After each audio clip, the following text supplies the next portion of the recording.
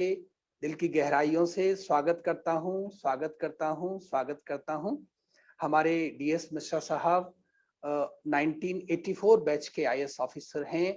मैं समझता हूं सबसे वरिष्ठ आईएएस ऑफिसर्स में से आप एक हैं और वर्तमान समय ministry of housing and urban affairs, जिसको हम आवासन एवं शहरी विकास मंत्रालय के नाम से जानते हैं, आप उसके सेक्रेटरी हैं।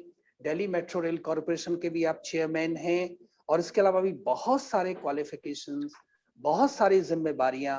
और मैं कहूंगा कि पिछले 15 वर्षों से मैं मिश्रा साहब को देख रहा हूं, मैंने कभी भी आपके चेहरे पर मुस्कुराहट के अलावा और कुछ नहीं देखा। और जब आप यूपी में रहे तो ब्रह्मा कुमारीज की बहुत मदद आपने की, बहुत सारे सेंटर्स खोलने में मदद की। और आप दिल्ली में हैं, हमें सदैव गाइड करते हैं, बहुत ब्रह्मा कुमारीज के सिंपैथाइजर हैं। आप दादी जानकी जी से कई बार मिले हैं। तो मैं मिश्रा साहब को अनुरोध करता हूं कि जो आज का हमारा विषय है, आप अपना मंतव्य, आप अपनी विजडम हमारे साथ साझा करेंगे। श्री दुर्गा शंकर मिश्रा जी। बहुत बहुत बहुत धन्यवाद पीयूष जी, आप गिरिजा दीदी जी। और अभी हमें बहुत सौभाग्य मिला, जयंती दीदी को सुनने का भी मिला और मैं उसके पहले आपको भी सुना था। आपकी भी बातें मैं पूरी सुना और सुनकर के बहुत अच्छा लगा। आपने जो एक बड़ी शानदार बात कही, मिटा दी अपनी हस्ती को अगर कुछ मर्तबा चाहे, कि दाना खाक में मिलकर गुले गुलजार होता है। इतनी महत्वपूर्ण बात कि अगर आपको इतना बड़ा पेड़ जो बनता है, एक छोटा सा दाना जब जमीन में मिलता है तो मिल करके उतना बड़ा पेड़ बन जाता है, उतना फल फूल और इतना सारा ऑक्सीजन जो आज इतनी सारी देश को जरूरत है, इतनी सारी चीजें वो देता है। बड़ा अच्छा आपने ये बात कही, बहुत अच्छा लगा। और जो है हमारी जयंती दीदी ने तो इतने बढ़िया से इस पूरी बात को, जो कि ये इम्यूनिटी ऑफ द सोल, इसको इतने अच्छे से उन्होंने व्यक्त किया कि मुझे लगता है कि अब कुछ कहने के लिए कुछ बचा ही नहीं। उन्होंने जो सबसे बड़ी अच्छी बात हमें लगी, जो उन्होंने जो बात की कि जो एक पोल्यूशन, माने हमारे इतना ज्यादा पोल्यूशन है, इतना ज्यादा किस्म किस्म के जो है फेक न्यूज, फॉल्स न्यूज, इतनी किस्म किस्म की जो बातें चल रही है, उसमें अगर आपकी आत्मा पवित्र रूप में नहीं देख रही है तो मे बी उस पोल्यूशन से आप डायरेक्टली इंपैक्ट हो रहे हैं। और जो बाद में उन्होंने, एक डॉक्टर साहब ने प्रश्न पूछा वैक्सीन के बारे में, वो बड़ी अच्छी वैक्सीन भी उन्होंने दे दी, जो आज वो कोवैक्सीन हो या कोविशील्ड हो या एस्ट्राजेनेका हो, तो एक बड़ा अच्छा वैक्सीन भी आत्मा के लिए उन्होंने बहुत अच्छी बात कही। मैं जानकी जयंती दीदी का दोबारा प्रणाम करता हूँ। सबसे पहले तो मैं आप गिरिजा दीदी को और आपको इस बात के लिए बहुत बहुत धन्यवाद देता हूं कि आपने कोविड के दौरान, जो एक वैश्विक महामारी है, पूरे दुनिया को एक तकलीफ में ला दी है। जो हमारे दुनिया के बड़े बड़े देश, जिनको इतनी अच्छी उनके स्वास्थ्य के इंफ्रास्ट्रक्चर है, उन सारे देशों को भी तकलीफ में ला दी और हमारा देश उसमें अपवाद नहीं।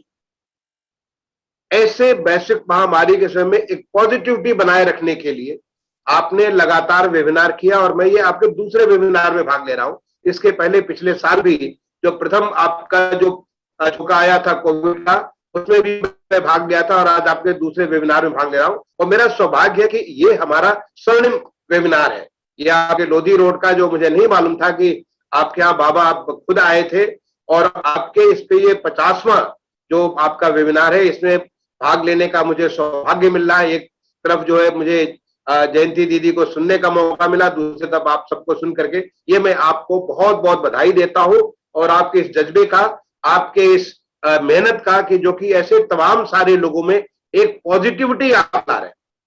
जहां पे जब आप न्यूज खोलिए, आप कोई भी टीवी का चैनल, दीदी 21 चैनल की बात कर रही थी, यहाँ पे तो 21 नहीं, सैकड़ों चैनल टीवी पे चलते, किसी चैनल को खोलिए तो आपको नेगेटिविटी इतनी ज्यादा कि एक तरफ तो कोरोना वायरस है और दूसरी तरफ फियर वायरस, एक नया वायरस क्रिएट हो गया है कि लोगों में इतना डर भय भर गया है, जिसके नाते लोगों की आत्मा सिर जाती है। आपको जैसे कि खांसी हुआ, जुकाम हुआ, सर्दी हुआ, ऐसे तमाम किस्म के फ्लू होते हैं, ऐसा ही एक फ्लू कोरोना फ्लू भी है।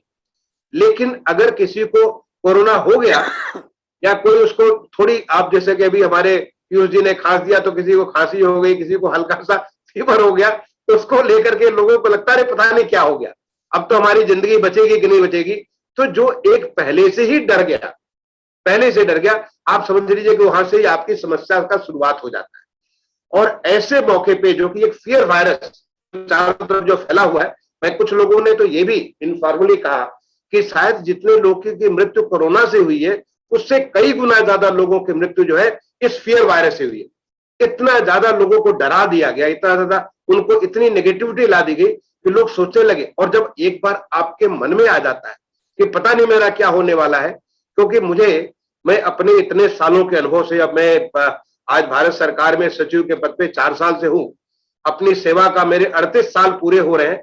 तो मैंने अपनी सेवा में, अपने सामाजिक जीवन में, अपने व्यक्तिगत जीवन में, अपने पारिवारिक जीवन, सभी जगह मैंने देखा, एक बार मन से अगर कोई हार गया तो समझ गए वास्तव में वो हार जाता है, और मन से अगर जीत गया तो समझिए सब जगह जीत जाता है। इनफैक्ट अंग्रेजी में एक बहुत अच्छी कहानी है, एक बहुत अच्छी कहावत है, कहते हैं man who wins is the man who thinks he can. जीतता वही है जो सोचता वो जीतेगा। आप जीतने के लिए जब लड़ाई के मैदान में, किसी भी लड़ाई के मैदान, लड़ाई का मैदान ये नहीं कि अब आप जो बंदूक लेकर के लड़ने जा रहे हैं, हम हर समय कहीं ना कहीं हमारी कुछ कुछ वहां पे स्ट्रगल चलता ही रहता है। अगर किसी भी स्ट्रगल में अगर पहले से ही आपने मान लिया कि हम तो हारने वाले हैं, तो फिर आप हारेंगे। जीत तो आपको श्रेय लगेगी नहीं। जीत केवल उसी को श्रेय मिलती है जो पहले से सोचता है कि हम जीतने वाले हैं। मन से जो जीत जाता है वही जीतता है। इनफैक्ट हम लोगों को सारा का सारा हमारा नियंत्रण जो मन से, बुद्धि से, केवल लोग समझते हैं शरीर से ही आदमी जीतता, नहीं, शरीर से नहीं जीतता है। अगर शरीर से जीतने वाला होता तो आपको लगता क्या गांधी जी, जिनको जो 50 किलो के वजन के थे, एक देखते अगर आप गांधी जी के बारे में, जैसे कि अगर आप गांधी जी का चित्र, अगर मैं, हमारे जितने सुनने वाले लोग हैं, अगर उनको कहा जाए कि गांधी जी के बारे में सोचिए, उनके मन में एक विराट स्वरूप गांधी जी का आता है। ऐसा आदमी जो कि ऐसी हुकूमत जिसकी जो है, जिसके सूरज डूबता नहीं था दुनिया में, ऐसी हुकूमत को उसने एक चैलेंज किया, एक चुनौती दी और उनको यहां से खदेड़ दिया, हमारे देश से बाहर गया, देश को आजाद कर दिया। इसको सोच करके आपके मन में एक विराट स्वरूप आता है। लेकिन गांधी जी का आप तस्वीर देखिए, ये लकुटी लिए हुए, एक साधारण से अर्धनग्न रूप में, आधा कपड़े पहने हुए, और कैसे वो काम करते थे। उनकी आत्मा की विराटता थी जो कि उस पूरी जो ब्रिटिश हुकूमत थी, उस पूरे हुकूमत को चैलेंज करने के लिए, और वो भी बंदूक से नहीं, तोप से नहीं, बल्कि सत्य और अहिंसा के मार्ग पे चल करके उनको चुनौती देने के लिए उन्होंने एक संकल्प लिया, और उस संकल्प नतीजा था कि हमारा देश आजाद हुआ। तो मन में आपको एक विराट स्वरूप आता है, जबकि वास्तव में शरीर से इतने कमजोर थे। वो कहां से आता है? क्योंकि वो आत्मा की उसकी ताकत। अगर आप सोचिए, भगवान राम की, जब हम भगवान राम का रूप लेते हैं, भगवान राम के बारे में, अभी मैं भगवान राम का नाम ले रहा हूं, हमारे जो सुनने वाले लोग हैं, तमाम सारे लोगों के मन में भगवान राम की तमाम सारी मूर्तियां, तमाम सारे उनके रूप, कोई किसी रूप में, कोई किसी रूप में सोच रहा होगा। भगवान राम के नाम लेते ही आपके आपके स्मृति पटल पे तमाम किस्म की तस्वीरें आ रही होंगी। लेकिन कोई ऐसा नहीं सोच रहा होगा कि कुंभकर्ण जैसा आदमी, जो कि 6 महीने सोता था, जब वो खाता था तो पूरे राज का खाना खाया जाता था, जो कि इतना भयानक शरीर था, इतना शरीर था, रावण भी उससे छोटा था, और उस कुंभकर्ण को भी मार देगा। आप सोच सकते हैं? क्योंकि उसमें एक ऐसा संकल्प था, भगवान राम, मर्यादा पुरुषोत्तम राम में ऐसा संकल्प और संयम था, ऐसा आत्मबल था, ऐसी आत्मा की बल थी कि जिसके आगे कोई भी ताकत, महाप्रतापी रावण जो कि पूरे तीनों हमारे सारे तीनों लोगों को जीत चुका है, कोई भी उससे नहीं बचा था, उसके ऊपर भी वो जीत हासिल कर लेते थे। और वो हासिल करने का कारण था वो भगवान राम का वो चरित्र, जिसे हम लोग मर्यादा पुरुषोत्तम राम कहते हैं। इनफैक्ट मैं आपको एक बड़ी अच्छी बात कहूंगा कि जो हमारे मानस में चौपाई कही गई है, बड़े भाग मानुषतन पावा, बड़े भाग मानुषतन पावा, सुर दुर्लभ सद ग्रंथ ही गावा। यानी भगवान भी, जो हमारे देवी देवता भी है, जो तमाम सारे ग्रंथ हैं, उनमें ये कहा गया है कि जो देवी देवता भी है वो भी तरसते हैं हमारे शरीर को प्राप्त करने की, और हमारे शरीर को जो प्राप्त करते हैं, उसको प्राप्त करने के बाद अगर आप इसको सही तरीके से देखें तो हम अपार हैं, हम असीमित हैं, हमारा कोई सीमा नहीं है, हम असीम है। सीमा कहां से आती है? हम खुद अपने ऊपर सीमाएं लगा देते हैं, हम खुद इतने सारे बंधनों में बंध जाते हैं जिसके नाते हम आगे कुछ नहीं कर पाते हैं या एक सीमित रूप में करके वहीं से अपनी यात्रा समाप्त कर देते हैं। तो डर जाते हैं, वो भय खा जाते हैं, नहीं तो ऐसे कोरोना आए जाए और हम आगे चलते रहेंगे। और ऐसे भी कौन सी आत्मा मरने वाली है? आत्मा तो अजर है, अमर है। आत्मा का रूप जो हमारी दीदी जयंती दीदी ने बताया, ये तो प्रेम का स्वरूप है, ये शांति का स्वरूप है, ये दिव्य स्वरूप है। इनफैक्ट आत्मा में परमात्मा का रूप है। हम सब में, हम देवी देवता को प्रणाम करते हैं, अरे देवी देवता तो हमारे अंदर ही बैठे हुए हैं ना। उस आत्मा के रूप में जो हम कर रहे हैं, मुझे बड़ा अच्छा लगता। हमारे पिताजी, मैं गांव का रहने वाला हूँ, गांव में पैदा हुआ। शुरुआती तौर में मैं गांव में ही पढ़ाई करना चालू किया और गांव में आप जानते कितने किस्म के बहुत सारे लोग कई सारी बातें ऐसी ऐसी मानते हैं लोगों को, जो है कि ये ऐसा होना चाहिए, इधर जाना चाहिए, वैसे करना चाहिए, तमाम किस्म की बातें उनके अंदर भ्रांतियां होती है। मेरे पिताजी कहते थे कि देखो, जिस समय तुम्हें जो भी काम करना हो, ये समझो कि भगवान की प्रेरणा से उस काम करने को, आपको उस समय वो काम करने के लिए भगवान ने आपको प्रेरणा दी। तो भगवान जब आपके साथ है तो फिर किसकी सोचते हो? अगर भगवान आपके साथ है तो किसकी सोचते हो? अपना कदम आगे बढ़ाओ, हरि का नाम लो, भगवान का नाम लो और आगे बढ़ जाओ। देखो कि तुम्हें सफलता ही सफलता मिलेगी। और मेरे पिताजी की वो जो आवाज, जो हमारे बाबूजी की जो बातें थी बचपन की, वो हमेशा मेरे साथ रहती, क्योंकि कभी किसी चीज से डरने की जरूरत नहीं है।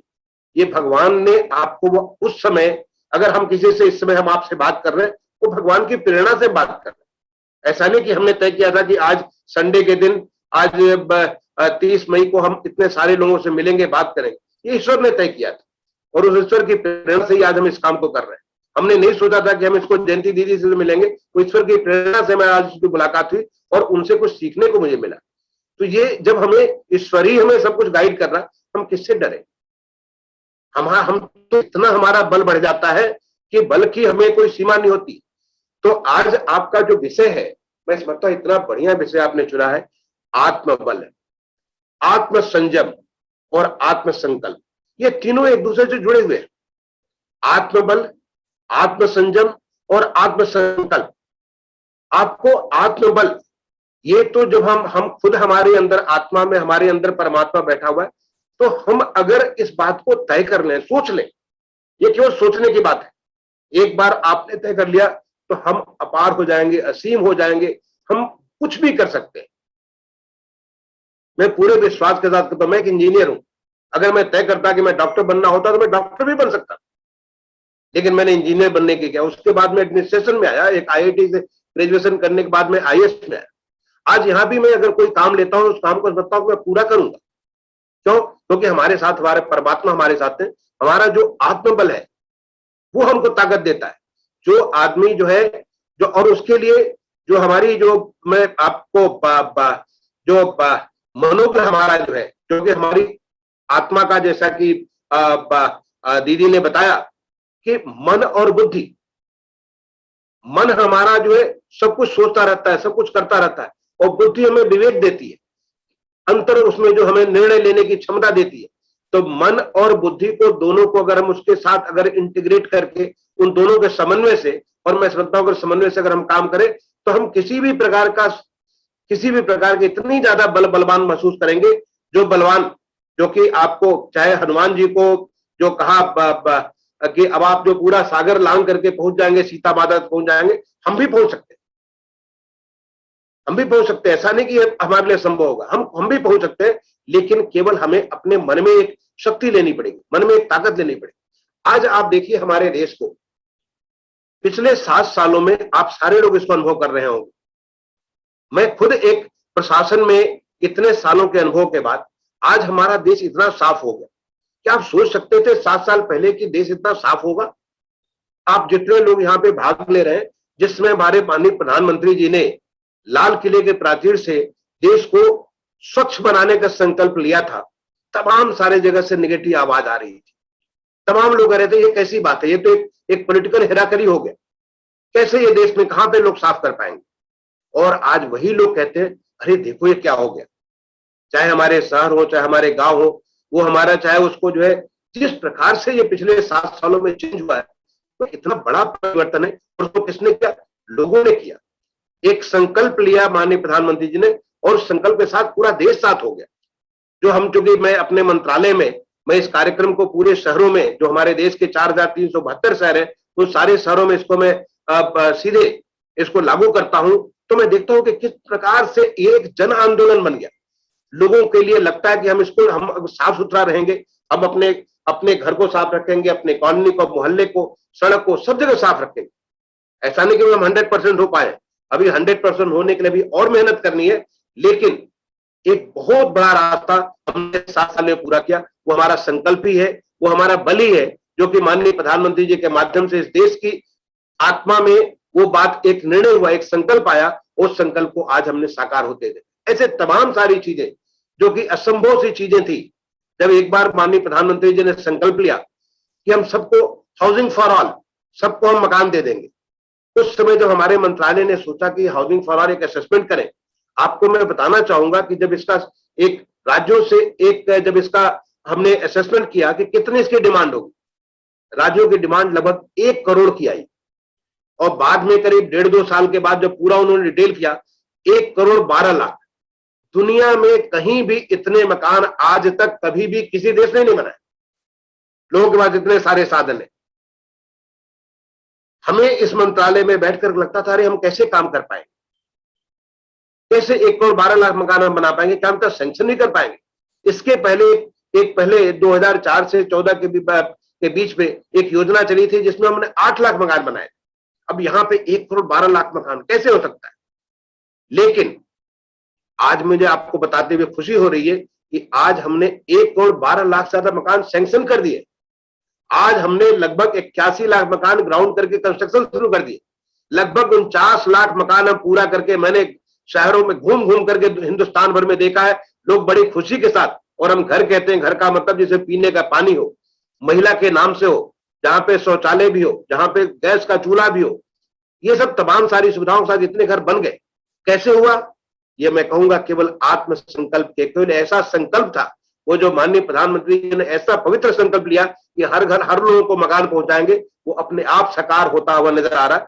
थोड़ा वक्त एक्स्ट्रा लग सकता है, वो 2019 से पूरा होना था, हो सकता है बीच में हमें जो झटके लगे हैं, ये कोविड के और ये सब चीजें, हो सकता है थोड़ा एक्स्ट्रा वक्त लगे, लेकिन अब हमें ये पूरा होता हुआ नजर आ रहा है। तो मुझे ऐसा लगता है कि कोई भी चीज जो हमें अगर आत्मबल, और आप इसे अपने ऊपर खुद निर्णय ले सकते हैं, अपने परिवार के बारे में कर सकते हैं, समाज के बारे में कर सकते हैं, देश के बारे में कर सकते हैं, किसी के बारे में अगर आपने एक बार सोच लिया, तो मुझे लगता है कि इतनी ताकत अंदर से मिलती है, वो ताकत आपको उसको पूरा कर देती है। कायनात आपके साथ हो जाता है, पूरी की पूरी प्रकृति, पूरी की पूरी सब कुछ आपके साथ हो जाता है। जहां तक आत्म संयम का सवाल है, आत्म संयम से हमें शक्ति मिलती है।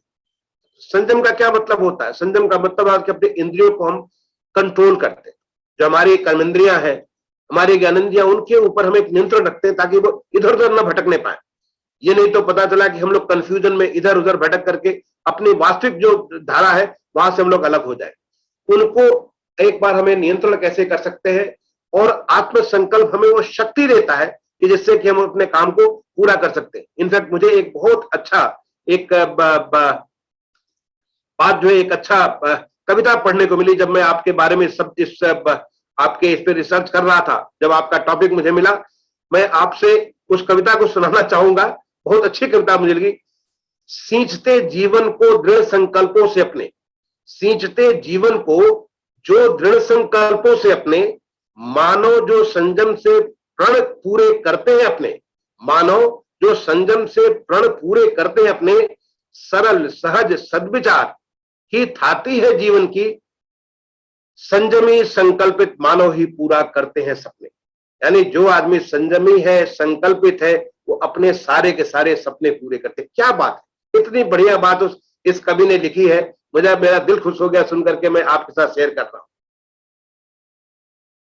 इनफैक्ट आपको जो है, जब ये इस प्रकार की बातें मैं आपको जो कह रहा हूं, जैसे कि पीछे दीदी ने कहा कि हम संयम की बात करते हैं। संयम का बात मतलब ये हुआ कि आप जो हमारे जो तमाम सारी इंद्रियों के माध्यम से जो उन्होंने कहा, लोभ, मद, लोभ, अहंकार, ये जो हमारे जो भावनाएं निकल करके आती हैं, उन भावनाओं को हम लोग कैसे कंट्रोल कर सकते हैं? खुद ही अपनी बुद्धि से इसको कैसे कंट्रोल कर सकते हैं। बड़ा अच्छा उन्होंने बात कहा, इसलिए मैं उसको दोहराना नहीं चाहूंगा।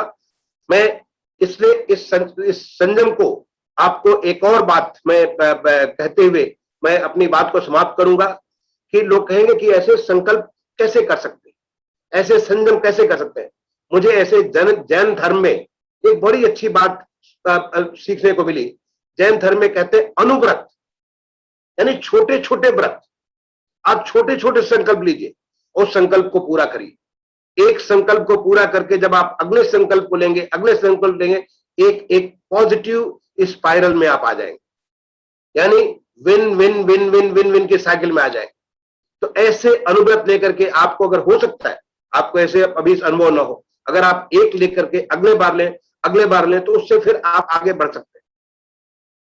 और ये करने के लिए एक प्रश्न पूछा, आपके डॉक्टर साहब ने प्रश्न पूछा कि कैसे आप, जैसे कि आप वैक्सीन लेकर के अपनी इम्यूनिटी बढ़ा देते हैं, जैसे कि आप खाने पीने से लोग कहते हैं कि फला किस्म का फल खाइए, फला किस्म के जो है आप ये ड्राई फ्रूट्स लीजिए, फला किस्म के आप जो फ्रेश फ्रूट्स लीजिए, फला किस्म के भोजन करिए, तो आपकी आंतरिक जो हमारी जो बॉडी की इम्यूनिटी है, जो कोरोना से फाइट करने की इम्यूनिटी बढ़ जाती है।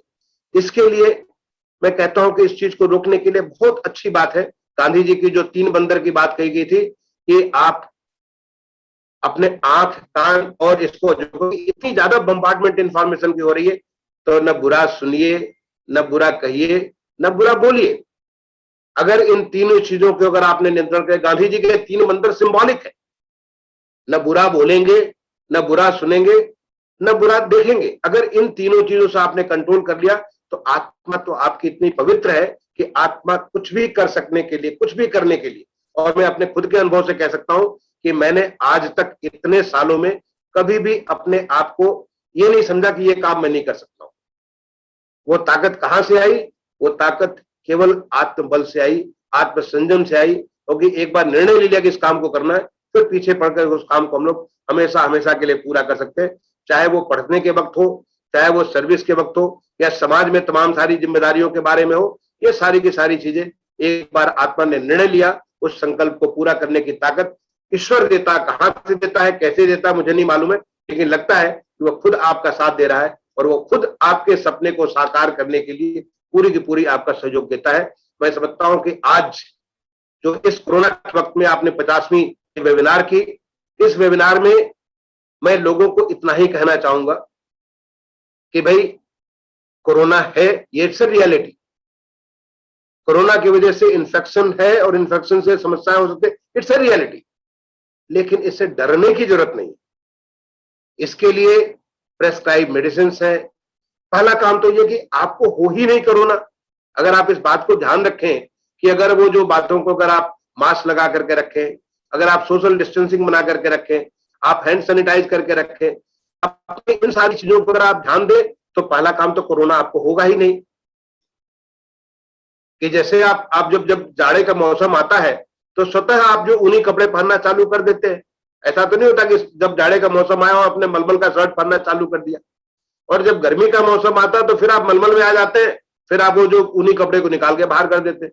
तो कोरोना काल आया तो कोरोना काल के लिए ये सारे के सारे ये संयम है। इन संयम को आप अपने तरफ अगर ध्यान रखेंगे तो निश्चित तौर पर आपको कोरोना आएगा नहीं। और फिर भी अगर आ ही गया तो डरने की कोई जरूरत नहीं है। आत्मा तो अजर है, अमर है, अनंत है। अनादि से अनंत तक आत्मा का यात्रा है और यह स्वतः परमात्मा का स्वरूप है, इसलिए डरने की क्या जरूरत है।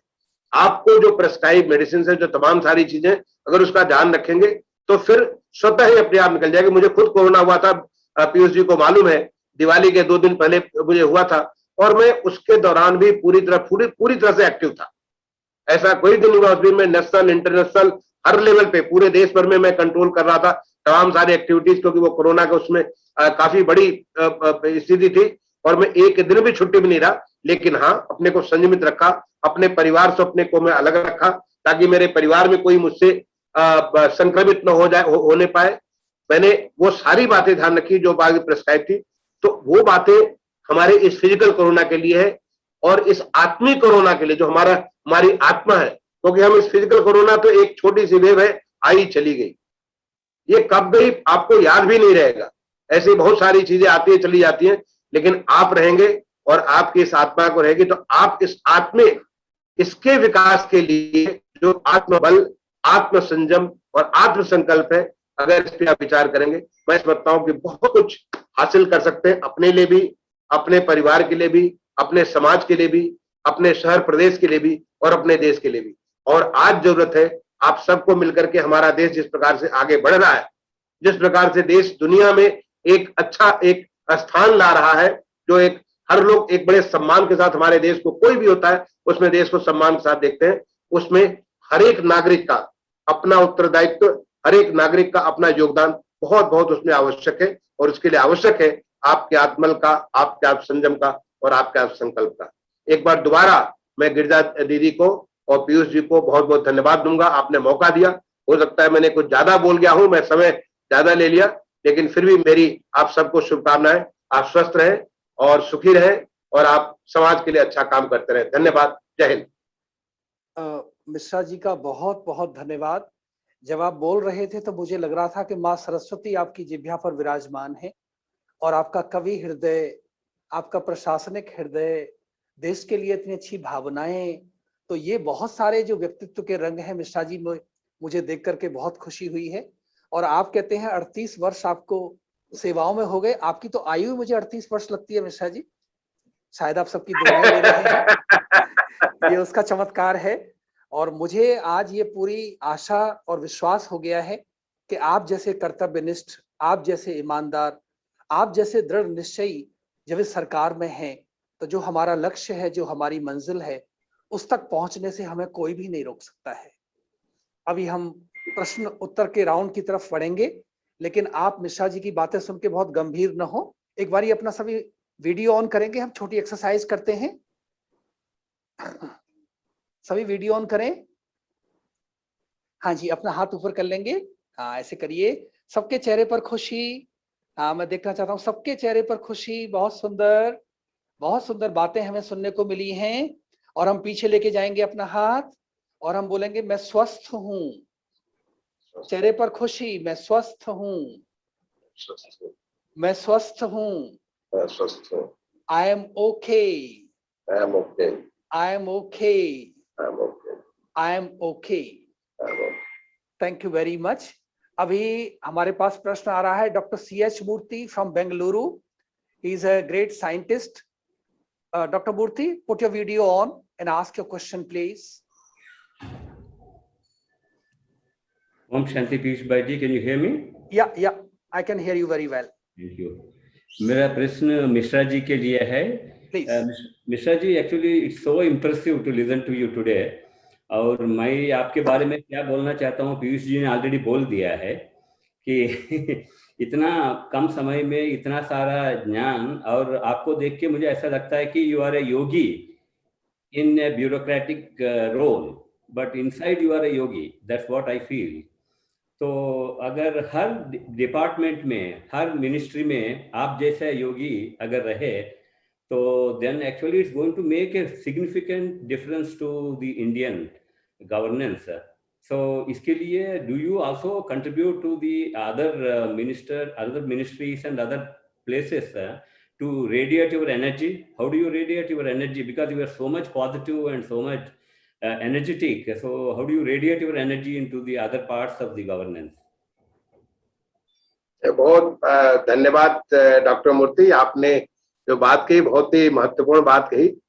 ऐसा है कि इसमें हम लोगों की जिम्मेदारियां अलग अलग लेवल पे अलग अलग किस्म की जिम्मेदारियां होती हैं। जैसे मैं राज्य सरकार में, प्रदेश में, जिले में कलेक्टर भी रहा, सचिव भी रहा, प्रमुख सचिव भी रहा, मुख्यमंत्री का भी प्रमुख सचिव रहा। उसके बाद भारत सरकार में भी director, joint secretary, additional secretary, हर स्तर पे हम काम किए। तो एक तो हम लोग अपने जहाँ पे जो हमारा डोमेन है, आप जानते हैं सरकार का काम करने का तरीका, जिसमें हम अपने डोमेन में, अगर मैं चाहूं कि हम किसी और डोमेन में काम करें तो हम नहीं कर सकते। लेकिन हम लोग की बहुत सारी बातें, बहुत सारे इंटर मिनिस्ट्रियल, इंटर डिपार्टमेंटल, ऐसे तमाम सारे फोरम्स होते हैं। उन फोरम्स पे ये आपको मैं बताऊं, जो बातें मैंने कही है केवल मैं अपनी तरफ से कहूंगा, बल्कि एक बड़ा पॉजिटिव माहौल पिछले 6 7 सालों से इतना पॉजिटिव माहौल है काम करने का, जिससे बहुत आनंद आ रहा है कि जब हम कुछ काम करते हैं भाई हम पहले भी ऐसे काम करते थे, ऐसा नहीं कि ऐसा काम नहीं करते, पहले भी काम करते थे, लेकिन अभी बहुत ही ज्यादा पॉजिटिविटी है एडमिनिस्ट्रेशन में जो काम करने का जो है। मैं समझता हूँ कि इससे हमारे और भी जो साथी सहभागी आप उनसे बात करेंगे, उन्हें भी आपको ऐसी फीलिंग मिलेगी। धन्यवाद। Thank you so much. बहुत अच्छी बात आपने बताई। और अगला प्रश्न हमारे पास commander doctor Om Prakash Sharma, Indian navy from Bhopal. Please put your video on, ask your question. Unmute करें doctor Sharma, please unmute yourself. हाँ, यहाँ मैं भोपाल से बोल रहा हूँ। मैं कमांडर ओपी शर्मा, मैं भारतीय नौसेना में हूँ और यहाँ एनसीसी यूनिट को कमानाधिकारी हूँ। बहुत सौभाग्य रहा कि बहुत सुंदर डॉक्टर मिश्रा जी ने बहुत सुंदर हमें प्रेरणादायक बातें बताई और दीदी जी का भी बहुत धन्यवाद, बहुत सुंदर बातें बताई उन्होंने। तो मैं ये प्रश्न पूछना चाहता हूँ कि जैसे जो आत्म संयम और आत्म बल का बताया, तो ये हमारी जो आंतरिक जो शक्ति है इसको बढ़ाती है। तो हम अपनी डेली लाइफ में क्या ऐसा करें कि हमारा आत्म संयम बढ़े, हमारा आत्मबल बढ़े और आत्मविश्वास बढ़े? युवाओं के लिए क्या प्रेरणा देना चाहेंगे डॉक्टर मिश्रा जी? बहुत बहुत धन्यवाद शर्मा साहब। मैं पहले बता दूं कि मैं भी एनसीसी का कैडेट रहा हूं और मैं आईआईटी कानपुर में सीनियर अंडर ऑफिसर हुआ करता था। और आपका जो सी सर्टिफिकेट है, मैंने ए सर्टिफिकेट तो स्कूल में होता है, B certificate C certificate college में होता है, मैंने सी सर्टिफिकेट भी हासिल किया था। इनफैक्ट जब मेरी भारतीय प्रशासनिक सेवा में जब मेरा चयन हुआ था तो डायरेक्टर जनरल उस समय जो एनसीसी के थे, उन्होंने मुझे पत्र लिखा था। वो पत्र अभी भी मेरे पास है, इसमें उन्होंने बधाई दी थी कि एक एनसीसी को, जब मैं निकला कि सी सर्टिफिकेट होल्डर और सीनियर अंडर ऑफिसर रहा हूं, तो वो एनसीसी का थोड़ा सा अंश मुझमें भी है, जिसके अनुशासन और एकता, डिसिप्लिन एंड यूनिटी जो आपका जो मेन मोटो है, उसको मैंने एनसीसी से सीखा काफी लंबे वक्त तक जो आपके साथ रहा। जहां तक युवा वर्ग का सवाल है, मैंने जो बात कही कि जैन धर्म में बड़ी अच्छी बात, वो उसने अनुव्रत की बात कही। अगर आप एकाएक सोचेंगे कि एक बार बहुत बड़ी चीज आप कर लें तो शायद वो करने में आपको कठिनाई हो, तो जैसे एक छोटा अनुसंकल्प, एक छोटा संकल्प आप कर लें कि अब हम आगे के लिए ये चीज करने जा रहे हैं, एक अगला संकल्प कर लें। और शुरुआत आप इस कोरोना काल से करिए ना। कोरोना काल में जो संकल्प और धैर्य की बहुत ज्यादा जरूरत है, वो आपके खुद के लिए। तो एक तो पहला मोटिवेशन ये हुआ कि हमको खुद अपनी जिंदगी को, हम अगर इस झोंके से निकल गए तो हम आगे के लिए आगे बढ़ जाएंगे। ऐसे तमाम सारे लोग जो है जो कि कालकॉलिक भी हो गए, हमारे बड़ा दुख है इस बात का। बहुत सारे यंगस्टर भी, कुछ ओल्ड भी, काफी लोगों का जो देहांत हुआ, कुछ तो कोरोना के कारण, कुछ कोरोना के डर के मारे हुआ, जैसे भी हुआ हो। लेकिन हम अगर अपने आप को संकल्प ले लें, वो अगर अपने को ध्यान रखें, तो हमको फिर कोरोना नहीं आएगा। क्योंकि कोरोना के बारे में एक बात बड़ी अच्छी बात है, कोरोना को आप इनवाइट करते हैं, कोरोना आपको आप खुद लेते हैं, न कि कोरोना आपके पास आता है। अगर आप अपने को ध्यान रखेंगे तो कोरोना आपको नहीं होने वाला। तो इस प्रकार से आप ऐसे छोटे छोटे संकल्प ले लें। आप जो भी काम करते हो, आप पढ़ाई करते हो तो पढ़ाई के समय संकल्प ले। मुझे ध्यान है, जब मैं पढ़ता था आईआईटी में, मैं पढ़ा करता था, आईआईटी में बहुत सारे मैं संकल्प लेकर के आगे बढ़ा करता था। और बता दूं कि कभी भी जब भी संकल्प लेता था तो मुझे लगता था भगवान की शक्ति मेरे साथ, वो हमारा काम पूरा करेंगे। मुझे इतना विश्वास था उनके ऊपर कि मुझे लगता था वो मेरा काम पूरा करेंगे, मैं नहीं करूंगा, वो मेरा काम पूरा करेंगे। हमारा काम है कि उसके लिए फिर पूरी तरह से लगन के साथ उसको पूरा करने में लग जाना, बाकी तो वो पूरा करेंगे। तो इसके लिए मैं समझता हूं कि अगर हमारे युवा पीढ़ी के लिए बहुत आवश्यक है, और युवा पीढ़ी आज इतनी एक्टिव है। आज आप सोचिए कि जो हमारा जो है इतनी सारी एक्टिविटी युवाओं को लेकर के हो रही है, उसमें अगर आप करेंगे तो देश निर्माण में आपका बहुत बड़ा योगदान होगा। मैं इन्हीं बातों के साथ आपको धन्यवाद दूंगा। मुझे आपने हमारी एनसीसी को याद दिला दिया। धन्यवाद। धन्यवाद मिश्रा जी।